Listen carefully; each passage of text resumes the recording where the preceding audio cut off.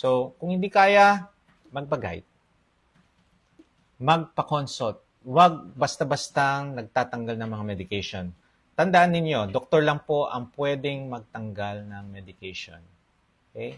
So, may mga lucky na do it yourself, nagtanggal ng medication, walang nangyari. Pero, mas marami pa rin ang nagkakaroon ng problema pag tinanggal ang kanilang mga medication without the proper guidance of a physician.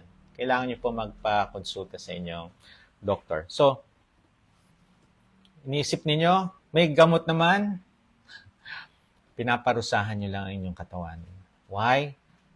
If there's inflammation or you eat inflammatory foods, damage mula mata hanggang inyong paa, damage sa inyong mga cells, damage sa inyong mga organs.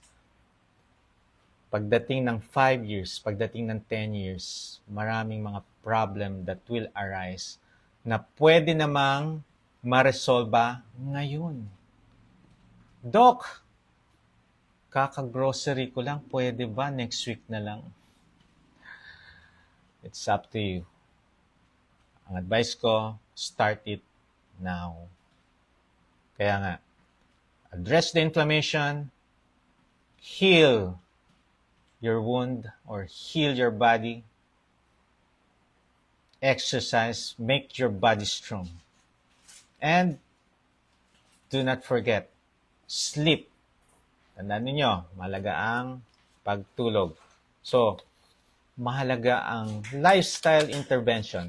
Kung ginagawa natin na kumita para sa ating family, mas maganda pag ang health ng buong family ay maganda.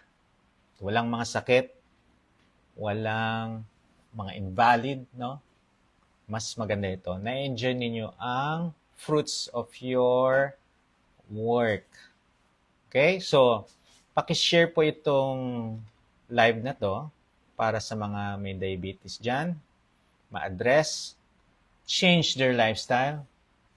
Start now. Do low carb, addresses the inflammation. Do fasting, autophagy yan, healing your inflammatory body, and do exercise, cardio and resistance. Sleep early to be the best version of yourself. You need to adapt to a new lifestyle, and you will evolve stronger than ever. Okay? So, tandaan po ninyo, ito ay additional knowledge, hindi to diagnosis sa inyong sakit. Please consult your trusted physician if you have health condition. Okay? So, kung may mga katanong kayo, sasagutin natin. And na-miss ko kayong lahat. Dami, very active sigurado kayo. And marami ngayon nag-heal sa kanilang ginagawang lifestyle na paglo-low carb. Okay? Marami na rin nakakaalam paano mag-low carb. Maraming gumagaling sa kanilang mga chronic health conditions. Okay? Yes, okay. Paano pag CKD? Nako, CKD na. 2 years. Ano ang gusto nyo malaman? Okay? You need to control. Maraming causes bakit nagkaroon ng kidney damage. Number 1 is diabetes. Yan na nga. Number 2 is hypertension. Number 3, autoimmune. So, you need to address the sugar, address the blood pressure. Sa mga autoimmune, you need to eat healthy foods. Hindi mga junk foods. Yan yung nagda-damage sa katawan natin. Okay? Ayan. Okay, para malaman kung diabetic tayo, no, you need to have an fasting blood sugar of 125 milligrams per deciliter and above, plus HbA1c of 6.5 and above. Okay? Pero sa mga random blood sugar, pagka meron na kayong mga, I think 200 pataas na random blood sugar, diabetes na po. So, pwedeng ma-reverse yan. Kayang-kaya. Okay? Di po ako umiinom ng gamot. Meron po akong uric acid, 6.7, should be below 6. Sugar fasting, 124. Eat real foods. So uric acid, dehydrated po kayo. You need to address your fluid. Compute your fluid requirement per day. Kinocompute yan base sa iyong timbang. So consult a physician, no, regarding dyan, yung may knowledge sa low carb. Okay. Sa sugar, yes, insulin resistant, carbohydrate intolerance.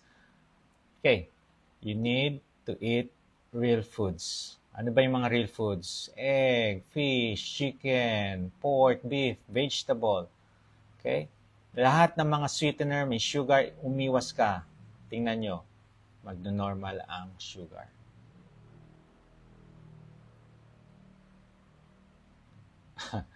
Ano ang gamot sa left headache caused by motorcycle engine noise? Ay, nako, yan ang tinatawag na noise pollution. Anong gamot? Earplug. Pag hindi mo marinig, walang noise. Or, syempre, kausapin mo yung may-ari, huwag magpaingay ng kanyang motor. Okay? Okay, ito napakagandang tanong naman. Ano ang minimum na sugar? May pinili pang babae on a daily intake. Minimum na sugar sa babae or sa lalaki, both 0. Why? Your body produces sugar. You don't need sugar. Okay? Yes, konting doctor may alam sa low carb, pero dumadami na po. Actually, may dumadaming mga physician na naniniwala sa low carb. Marami na ako naririnig sa mga convention. No rice ako ngayon. Yan, naririnig ko sa mga physician. Natutuwa ako. At least, no? Pero, yung iba dyan, no rice, but mayroon bread. Okay. So, ano pa rin yan? Mas gusto ko na mag-rice kayo kaysa mag-bread. Pero syempre, maximum 2 cups per day. Kung kaya 1 cup per day, much better. Okay? Kung hindi kaya. Okay. Normal lang po ba tumaas ang blood sugar tas bababa ulit after kumain? Yes, pwede naman po. Ano naman ang sugar natin? Pagka kumain ka, tataas. Tapos, syempre, pagka na-consume mo yung sugar niyan, bababa na po. Okay, ano pa? Anong magandang vitamins para tumaba ang type 2 diabetic? Alamin po na muna natin ang BMI if malnourished or underweight. Yes, we can have vitamins, multivitamins, no? Pero marami kasing nagsasabi, ay, payat-payat mo, kailangan mo ng vitamins. Pero pagka kinompute yung BMI, normal naman. So you need to compute your BMI first. Doc, 1 week na akong naglo-low carb, pero bakit po kaya iba pakiramdam ko? 3 days na parang irregular heartbeat po. Nako, alam niyo ba? Pagka nag-start kayo mag-low carb, you need to prepare your electrolytes. Why? Nadidehydrate na po kayo. Kaya nagkakos siya ng palpitation. Kaya akala nyo irregular heartbeat. Palpitation na po yan. Okay? Sip your electrolytes. Yan.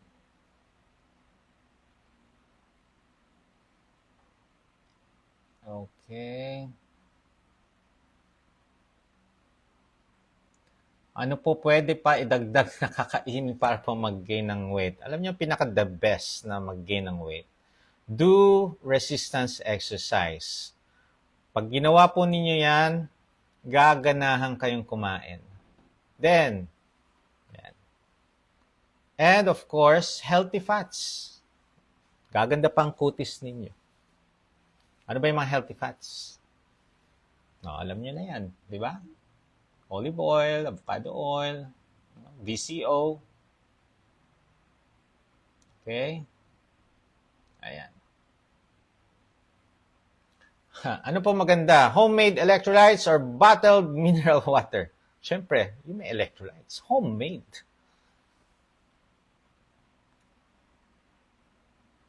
Okay. Okay, do consultation first bago natin entertain yung coaching or monitoring. Ko, thank you sa pag-share.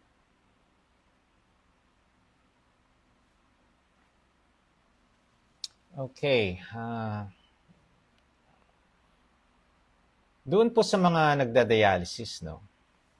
Okay, you need to address bakit kayo nagkaroon ng kidney failure.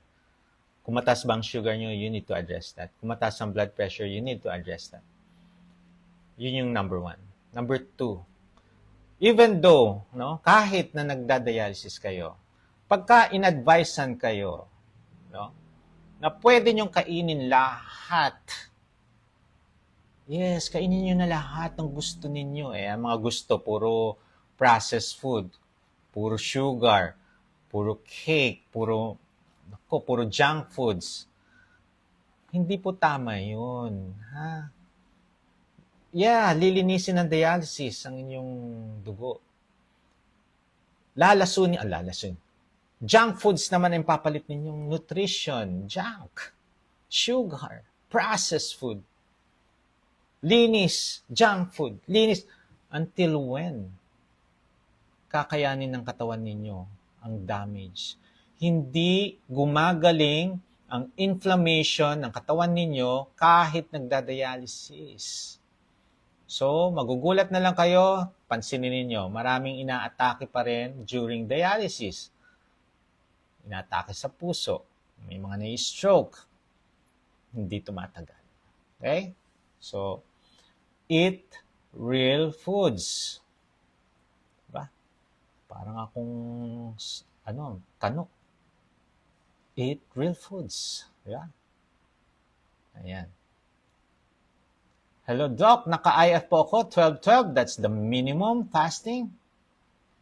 Pero minsan, patikim-tikim po ng mga bawal. Nako. Yan yung tinatawag na cravings. Ingat po kayo sa mga patikim-tikim kasi eventually, lumalaki ang tinitikman. Magugulat na lang kayo, ayan, marami na kinakain. So, paano nyo malalaman na nag-i-improve ang inyong health? Magtimbang kayo every month. If you're losing weight, good. If you're gaining weight, overweight na nga kayo, nag-gain pa kayo ng weight, may mali kayong ginagawa. Okay? Consult na agad. Okay, bumaba na ang sugar, kaso tumaas ang cholesterol, may blood sa ihi. Ano po dapat gawin? 3 weeks na naka-low carb. Okay. Kung may dugo po sa ihi, no, baka dehydrated po kayo, may kidney stones, kailangan natin ultrasound, protein 3+. So, maraming cause ng protein. Ayan, pag kami blood sa ihi, protein ang blood. So, pwedeng magkaroon ng protein. Itingnan natin yung kidney function test, then ultrasound, alamin natin. Or, baka naman may infection. Pag kami protein ng ihi, number 1 yung titingnan, infection. Kung may UTI, may stones na gumagasgas, no? Sugat. Ayan. Or dehydration. Pag dehydrated po tayo, nagkakaroon ng protein ng ihi. Or strenuous activity, nagbuhat ng mabibigat. No? Ayan. So we need to, you need to have a consultation first para malaman lahat. Okay. Pwede po ba magpabunot ng ngipin ang may HbA1c na 5.7 or pre-diabetic? Pwede po. Need natin malaman yung sugar ninyo. Kung controlled naman, tapos yung blood pressure, and syempre, paggawa nyo yung blood workup na PT, PTT, kung may bleeding. yung bleeding na yan. Okay. Okay.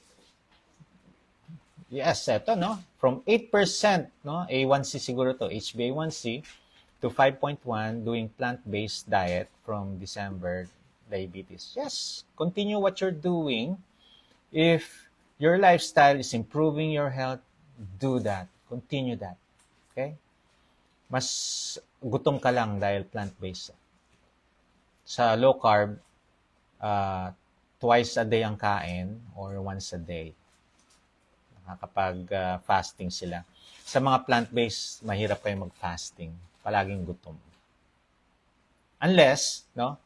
Pwede yan. Pwede mag-fasting ang mga plant-based kung meron kayong healthy fats. Yes. Pwede yan. Okay. From 374 Kreya, now po 123 na lang Kreya. Nagda-diet po ako last November. 80 kilogram. Very good, oh. 59. More fruits at vegetable lang po ako. Nagra-rice lang po ako sa tanghali. 1 cup lang ang product mo. Okay lang po ba ang oatmeal na pamalit sa carbs? Okay, mukhang hindi kayo diabetic. If you're not diabetic, okay lang po yung rolled oats. Rolled oats. Ito yung niluluto, hindi yung instant. Okay? So, kung may rolled oats kayo, ano na lang, 1 cup of rice na lang ang ano. Okay? Pwede naman. Rolled oats ang gamitin ninyo. Mukhang hindi kayo carbohydrate intolerance. Pero pagka diabetic or may fatty liver, ina-out ko na po yung mga oatmeal. And of course, listen to your body. Meron po na pag kumain ng mga oatmeal, hindi tumataas, hindi nag-spike ang mga sugar. Pero merong iba, hindi na kumakain ng mga sweet, pastries, pero bakit tumataas na, nag-spike pa rin ng sugar? Yun, may oatmeal silang kinakain. So, observe, listen to your body.